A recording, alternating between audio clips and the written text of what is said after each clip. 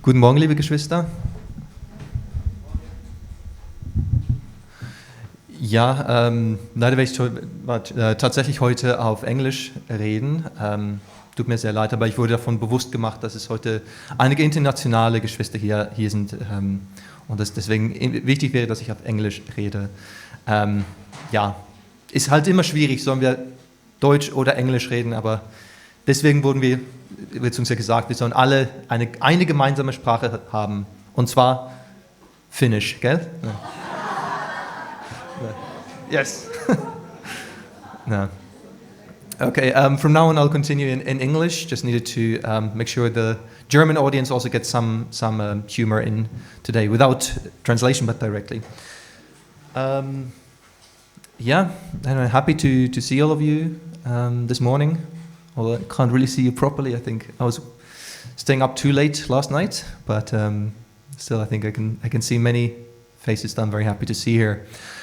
Yeah, today the sermon topic is the Unbreakable Dream. I don't know if that's really the best name really.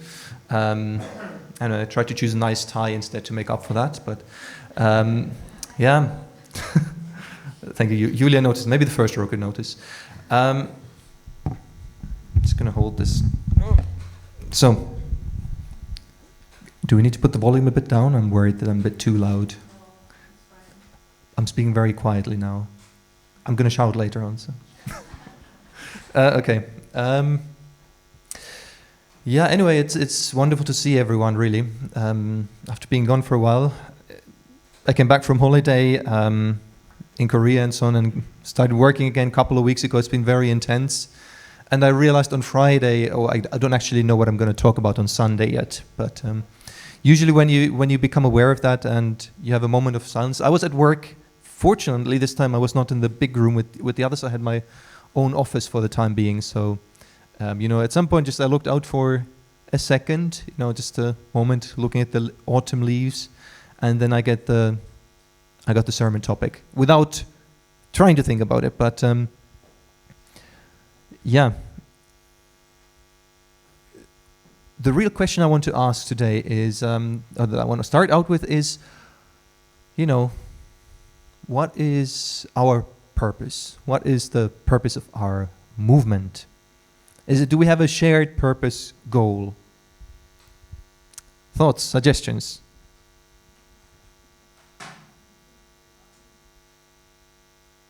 I heard an that's the best answer I heard so far.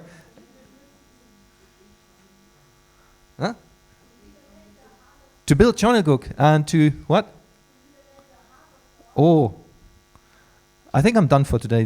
The audience already gave all the answers for today. Yes, it's exactly. We want to build the kingdom of heaven, came from the front row. We want to liberate the heart of God. Two same things really, right? It's super interesting. You're both saying this. We're going to come back to this in a moment. Josef, yes.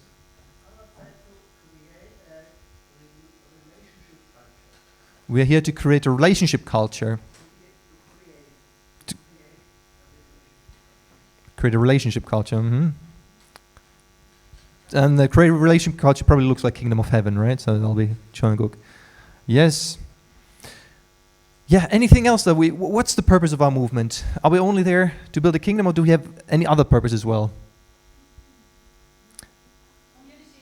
Community, yeah, I like that. Big family under God, yes. Family, yeah. Huh? To be happy, okay. Yeah, I think Auntie Christine, she's getting all my sermon topics kind of today.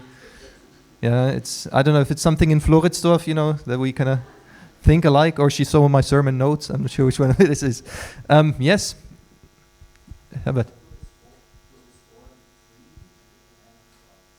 To restore the dream and plan of God. I love it. Yeah. All of these. My way of thinking about this topic really goes, classic divine principle. The purpose. There's always a dual purpose, right? There's the purpose of the whole and the purpose of the individual. Aju. So, I would see the two purposes of our movement. Fundamentally, there's we can put more and more sub-purposes, but let me see if it works this way. First of all, yes, building the kingdom of heaven, or as we like to call it, to have a more practical name, we call it Chonilguk, which is a Korean means heaven, one country, so one heavenly country. And the other purpose of our movement is supporting each one of us to become citizens of that kingdom. Do you agree with me? Is this the main 2 points? Okay, a few people nodding, so good, I feel encouraged. I'm not completely lost. Yeah. And these are the 2 purposes. This is what we are all about, why we are here. On one hand, we want to build a kingdom. On the other hand, we all want to become citizens of that kingdom. And I think these, as the principle says, both of these purposes are essential. We cannot build a kingdom of heaven without having people to fill that kingdom, right? I mean, probably we cannot even build it without it starting within us. And on the other hand, what's the purpose of becoming a citizen if we don't have a kingdom to live in? It's a very vulnerable position. We are a bit alone and easily overcome if we are not part of a kingdom. If we're just a lone citizen, be like, hey, I identify as a citizen of the kingdom of heaven, but the world doesn't recognize that, then it's a difficult position. But anyway, now we've got into that frame. Let's discuss a bit more. What do we mean with both of these terms? It's easy to say, maybe we all have some concepts already. Oh, I know what the kingdom of heaven is like. I know what it means to be a citizen of the kingdom of heaven. But let's revisit these thoughts, and let me propose some ideas. And here, first question then: what is Chonilguk? What is the kingdom of heaven? And as I mentioned, Auntie Christine already spoiled half of my sermon. Maybe she was listening very well to the Hundoke, because she said it's a place where our heavenly parent, where God is liberated, right? You didn't spoil it, you prepared everyone. Let me rephrase. So what do we mean with that? Why does God need liberation? Like as we read in the Hundoke, the pre-reading. We all know that God is our Father, our Mother, our heavenly parent, and loves each human being as an own child. Now, let's think ourselves in the position of God. Each one of you, think, if you are the parent of humankind, all human beings are your children, and you love them as your children, how do you feel looking at the world today?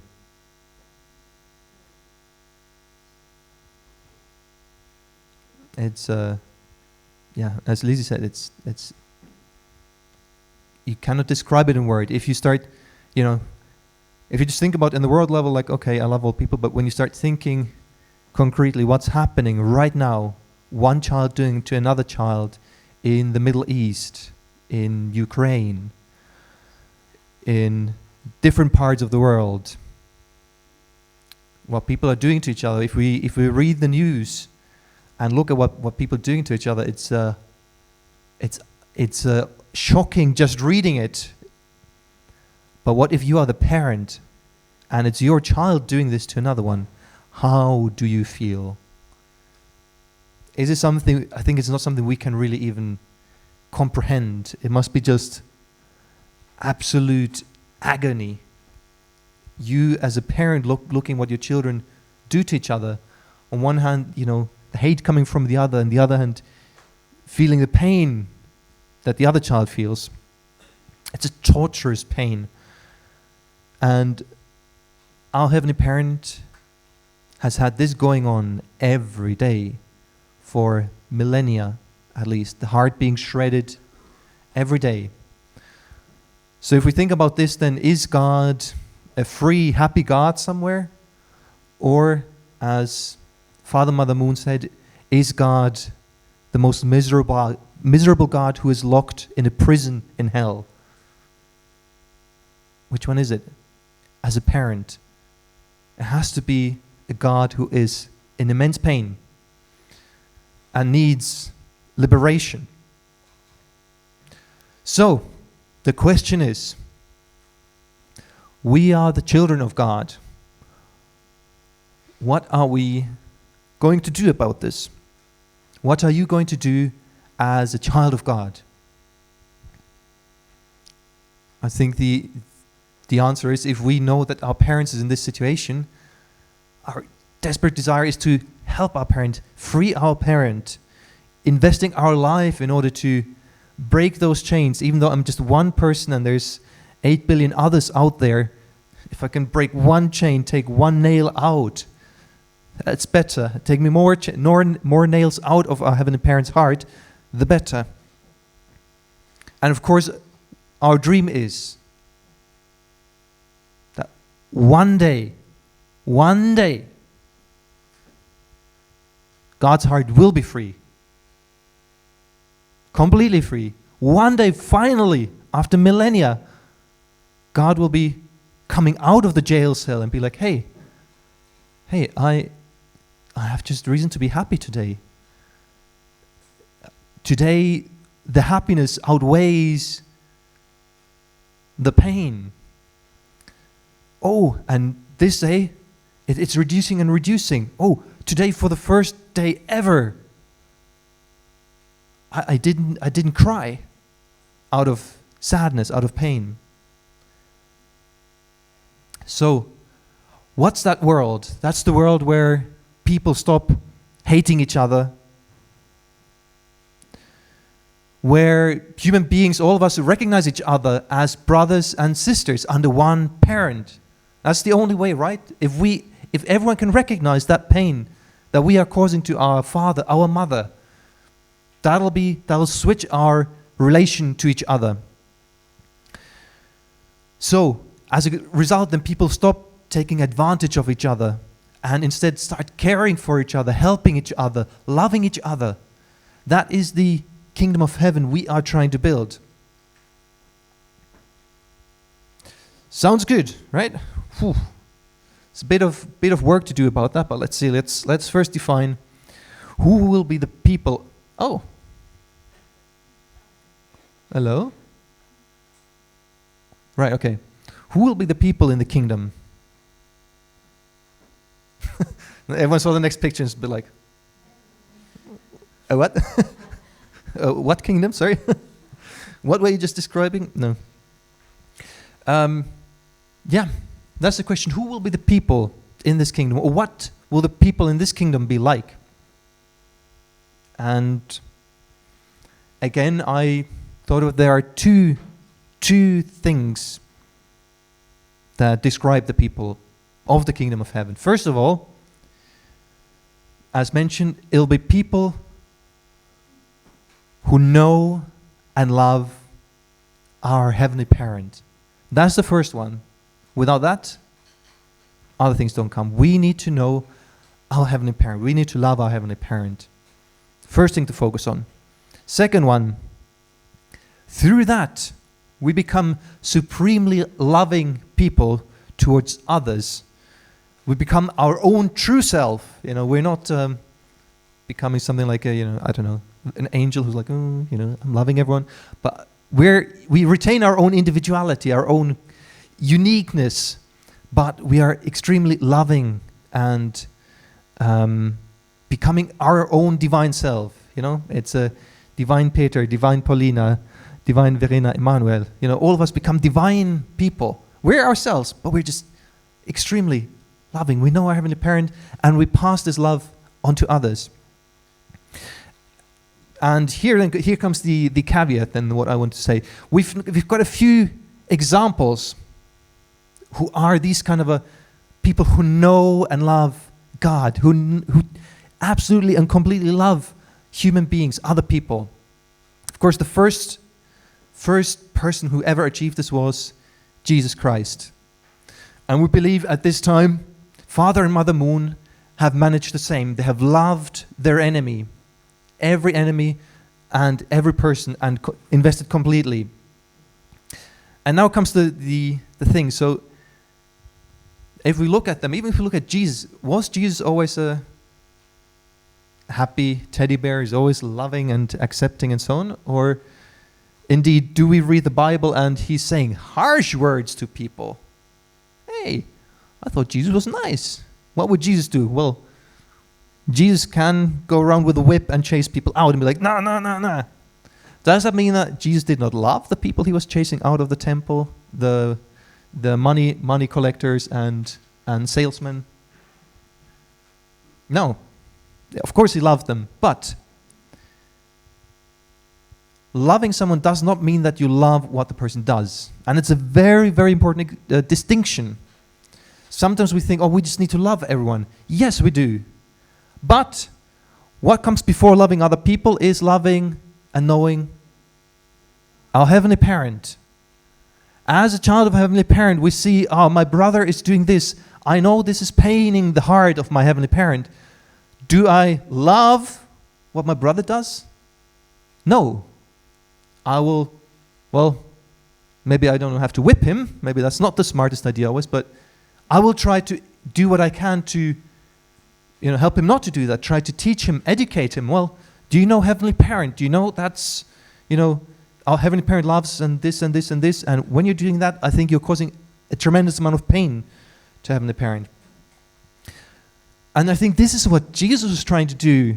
He was not spending time with the holiest people in Israel. He was spending time with the tax collectors and prostitutes and the fishermen, the poor people.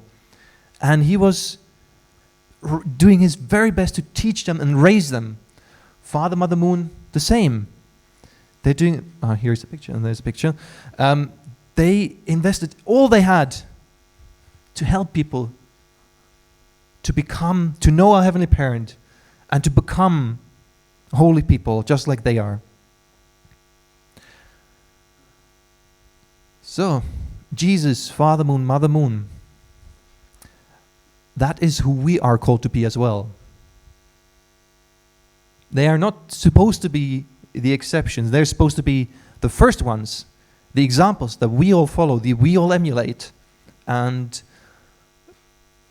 Jesus also said back in 2,000 years ago, you should be perfect as your Father in heaven is perfect, right? Father, Mother Moon saying the same. Father Moon saying in the speech, what did he say a moment ago? It was in German, well, Korean, but translated to German. And he said, if anyone else wants to come up here and do this, I'll be your John the Baptist. I'll be the one to support you. So Father, Mother, we're always encouraging us, be there. Don't think that you are low somewhere. Let's not repeat the same mind trap that people in history, maybe Christians in history, have sometimes fallen into, thinking like, Jesus, so far high up. I am so far down low.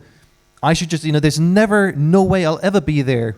When I've talked to Christians, sometimes they say, when I say this, well, God said Jesus said you should be perfect as your Father in heaven is perfect.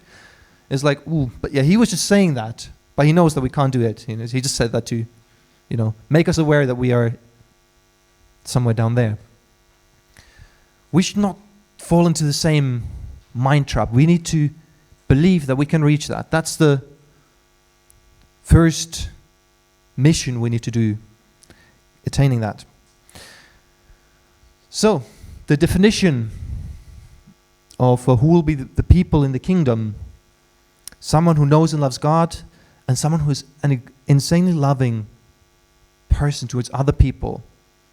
Loving people, not the sin. And same thing was said by Jesus in Matthew 22nd. When he was asked by the Pharisees or Sadducees, what is the greatest commandment? Probably they're thinking, well, there's 10 commandments. Then Jesus well, let me just draft a new commandment for you guys. Jesus replied, love the Lord your God with all your heart and with all your soul and with all your mind. This is the first and greatest commandment. And the second is like it. Love your neighbor as yourself. All the law and all the prophets hang on these two commandments. So, we agree this is the qualification to be citizen of citizen of the kingdom of heaven. Arju? Okay. That's not a very inspired Arju. I was expecting him to be like, yes, Arju! I was like, Arju, okay. So, it sounds like people appreciate that this is not the easiest thing to do. It sounds, but yeah, anyway, it's probably true. Yeah. What do you think is easier to build? The kingdom of heaven out there or the kingdom of heaven inside? Inside is easier. Outside is easier. Outside is, I don't know. I'm responding what I'm hearing from brothers and sisters.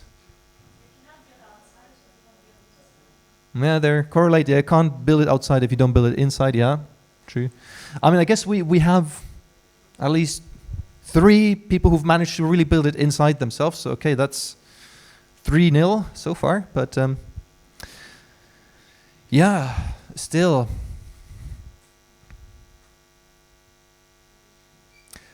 You know, sometimes I do stop and think, well, what are we going to do as a movement? Yeah? What is it that we are trying to do? And then I think about these 2 points. Well, we're trying to fix the world. And then reading the news, it feels like the world is getting further and further away from the place it's supposed to be. You know, sometimes it does say, you know, that the night is darkest before the dawn. But I do wonder how much darker is it going to get. When is the dawn coming? But yeah, sometimes you feel like you're in this kind of a position. You're standing there at the edge of a pier. You're like, how do I go forward? You know, I want to go there where the sun is shining, but it's an ocean in between.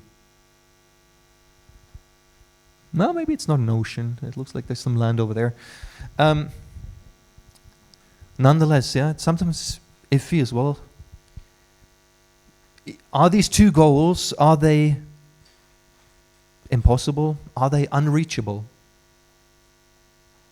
Can I ever become a son of God? Can you ever become a daughter of God? Someone who loves like Jesus did, like father and mother did? Is it an unreachable thing? And yeah, at the very least, as we could hear by the previous Jew, we know it's a narrow, winding path. If it's doable, it is pretty hard. Yeah. So does that mean that we shouldn't try? There's this saying in the world: aim for the moon. Even if you miss, you end up among the stars. I think for our movement, it has a nice pun in it as well. Aim for the moon. Yeah. Aim to be your parents. Aim to be like Jesus. Aim to be, your own true self, but aim to be the same divine person. And as long as you strive for that, you will end up a star for sure. But then still the question remains: is it impossible? Is it an unreachable goal? Is it worth trying? Who's ever thought about this? Okay, good. More and more honest people are raising their hands. Yeah, I'm joking. Yeah, I think the next question is, well, knowing at least how difficult it is, the task is at hand, being on the border of impossible.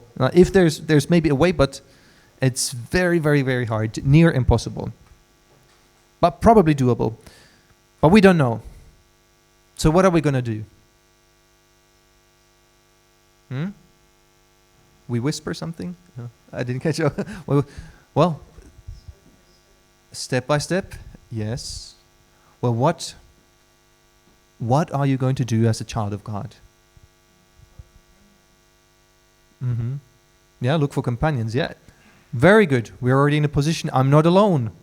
I'm not standing here alone. We're a bunch of us. So maybe I feel more confident with this kind of bunch of people. We can build a few boats and start sailing across. By myself, it feels a bit like, do I need to swim? But yeah.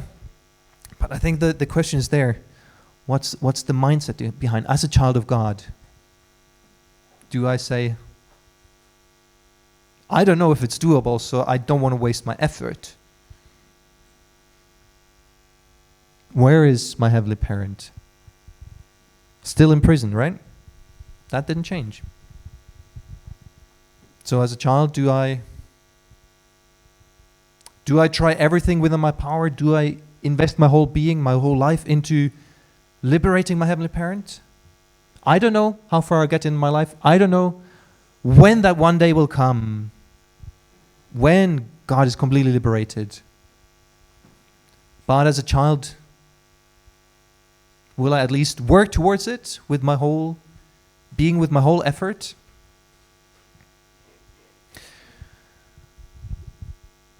There are a few inspiring references from, how to say, contemporary arts, I guess, or, well, from some movies, let's say it that way. So, is there anyone who's seen The Man of La Mancha? Old movie. Yeah, okay, a few people. Yeah. And it's probably 50 years old or something like this, so anyway. Everyone should have had time to watch it, but it's about Don Quixote, but I haven't watched the movie actually, but I know one song from there. Everyone who's seen the movie probably knows which song. It's The Impossible Dream. I'm very shy at singing, so I'm not sure if I dare, but I sometimes sing this for myself. But it's more or less...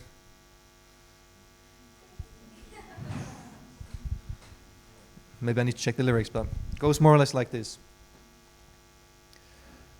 To dream the impossible dream, to fight the unbeatable foe, to bear with unbearable sorrow, to run where the brave dare not go, to right the unrightable wrong, to love pure and chaste from afar, to try when your arms are too weary, to reach the unreachable star.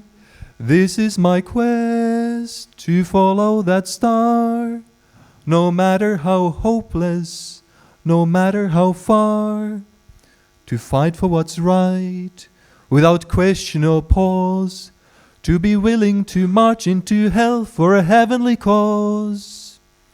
And I know, if I'll only stay true to this glorious quest, that my heart will lay peaceful and cured when I'm laid to my rest. And the world will be better for this, that one man, scorned and covered in scars, still strove with his last ounce of courage to reach the unreachable star. Sorry, that was not supposed to be a performance, but the purpose, right? That expression in there, the heart behind that. And another, maybe something that the younger generation is more familiar with, is Lord of the Rings, right? Hang on, another count of Lord of the Rings mentioned in sermons by Anto. There is this situation. So now it's for the younger generation, right? There's the situation where the armies of Mordor are attacking Minas Tirith. So, for those who don't know the movie, so there's a very evil guy in orcs and nasty stuff, and they're attacking the last strong human nation. And there's a king who's an ally to that to that human nation who's now under attack by this massive force of evil, a massive army. And, he's gathering his own, the soldiers and just, counts that, okay, there are, 6,000, which is less than half of what he had hoped for. And then the night before riding into battle the next morning, the men talk with each other, the commanders in the military, they talk in each other that, too few have come. We cannot defeat the armies of Mordor. The Mordor is the enemy. And the king says, no, we cannot. But we will meet them in battle nonetheless. Anyway, then they do enter the battle and they do help to bring a victory. I mean, there's some other unexpected spiritual world support actually coming in that helps them to really be victorious. But the fact that they entered the battle, that they moved forwards, even though they felt, well, we probably will not win, but we have to do this nonetheless. That saved the whole situation. That allowed actually the spiritual world to come on time and save the whole thing. Those who have not watched Lord of the Rings, maybe you'll feel inspired to watch it now. It's a very good movie, but long, 3 movies. Yeah. So sometimes it's like that, doing what is right even though it is hard. Do I have any other picture? No. So, yeah, that is our quest to keep moving forward, to do what seems impossible, and maybe one day it'll be possible, maybe not during our lifetime, maybe yes, maybe things happen very quickly. If not, does it change things? Should I stop trying? Maybe my children, my grandchildren, or maybe 100 years, 1,000 years from now, maybe that day will come. But then what's important is that I dedicate my life to it. And I pass this knowledge on to my children, that they dedicate their lives to it. Try and inspire as many other people to dedicate their lives to reaching this goal. And then sooner or later, that day will come. And who knows, sometimes we talk about, okay, all these things are going to happen by next year or 2027 or something like this, And I'm not saying that's not true. Maybe it's true. I think there are ways for that to happen. I think we should plan and work in that direction. But if we don't succeed, that doesn't bring us down. And I think there are a bunch of great people in here, and I think we're all somehow aware of this and somehow trying to do these things. But in addition to God, who is calling us and really hoping that we will, help him out from that jail, there is also, let's say, evil forces out there, Satan or our own fallen nature, that try to, first of all, they don't want anyone to do anything about that. And secondly, when there's good people who are trying to do that, it's the focus of the evil force of Satan, whoever, is try to distract, get people to hesitate, question, like, is it really worth my time and trouble? Trying to get us to be distracted on some minor detail. Oh, this person's doing that, or that group is doing that, and so on and so forth. And trying to get so focused on that we forget that, well, my mission remains the same. It's not changed. I'm still a child of God. I'm still called to do the same thing the whole time. And sometimes it's maybe also, okay, well, let me just focus only on myself, only on my family, only on my community, my friends, and, that's it. That's enough for me. Sometimes we get these distractions, trying to get us away from seeing the big picture and working towards the big picture. Classic example of this was at the time of Jesus, John the Baptist. who was the greatest prophet born from a woman on earth. And he was like the most prepared person, the most respected person in Judea and in Israel at that time. And then Jesus comes and is like, okay, time to follow Jesus. What does John the Baptist do? Well, let me, my cousin? Really? Let me continue doing my own thing, have my disciples compete with Jesus' disciples about who's baptizing more. Let me focus on King Herod and his relationship that he's not supposed to be doing. Wah! That's taking his mind. And then at the end, even directly doubting Jesus and sending disciples to ask Jesus, greetings from John the Baptist, are you the one who is to come, or should we wait for another? Ooh. Yeah, I think there's in the exposition of the divine principle, it's a great book that many of you are familiar with. It's quite a long section dedicated to discussing John the Baptist also, right? And I think the purpose of that is not to blame John, but to help us understand what kind of an attitude we should have. Not to be distracted, focusing on our key mission.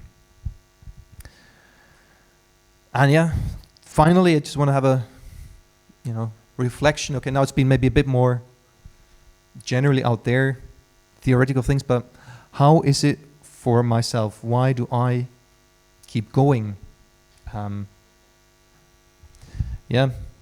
the past 2.5 years, I've been having this mission, and so on. I notice, I'm definitely having a lack of sleep, not getting enough exercise. My hairline is receding. I'm trying to hide it, but the truth is out there now. I don't know if it's because of the mission or having children. Maybe, probably a bit of both. But life gets very busy with children. Those who are parents know this, right? And it's so easy to be like, let me just take, I'm too busy right now. Let me just focus on my family. When my children are bigger, I'll have more time. Then I'll do something for God, for building the kingdom of heaven. Now, children do become older. I don't know. Will I have more time then? Has my mission changed since having children? I think in a sense it's made me personally more passionate to do this, because now I really have children, and my concern is, what do I leave them? What kind of a world do I leave my children? So now it's cutting into my sleeping time mainly, doing mission, but I do what I can. I'm very passionate and even more stronger willing to do this.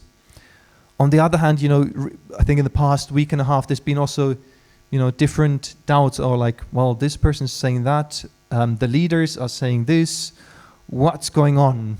Same, it's a confusion. I think it's important points. We need to discuss them, figure them out, and learn the truth. But has my mission changed? Has my mission changed in the past 2 weeks? For me, no. Whatever happens to my life, this doesn't change my mission so easily. I was quite a bit younger. I was 21 years old. I had the probably most difficult moment in my life is my first blessing. I was married, and then that marriage very suddenly broke, and I was devastated.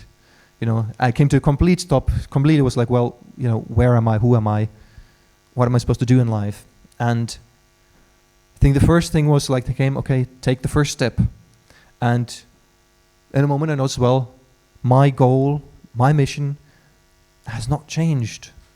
Even these difficult things happen, excruciating things happen in life. I think many people have even more painful things happen in their lives. Does that still distract you, or does it change your mission? Yeah, I think that my mother in heaven is still in a prison. That hasn't changed. So I don't change either until that situation has changed. Then I can change my mission. The question is then, okay, Anto, clearly, okay, you're very passionate about doing this. Well, do you have an impact? I don't know, maybe this is a question I'll ask you after the sermon. Did I have an impact? Am I having an impact? Oh, thank you. Sermon's not finished yet. But okay, good. But yeah. Well, let's see. The more I can do, the better. The more nails I can pull out, the more people I can bring back to God, I think that the more meaningful my life will have been. So I'll keep going at it. Brothers and sisters, I hope this was a meaningful reflection to you as well. To think about it. Doesn't matter if we're young or getting not so young anymore. You know, our task remains ahead of us, and I think the beautiful thing is, of course, we are together. As Lizzie said, we have companions around. We don't have to swim across. We can be wise and build a boat together. But let's keep on going at it. Hope this is not too depressing. Sometimes life is a bit like that. It's not easy, but I think keep that unreachable star in sight. I think that's what gives us hope. That's what gives us energy. So brothers and sisters, God bless you, and have a wonderful week. Thank you.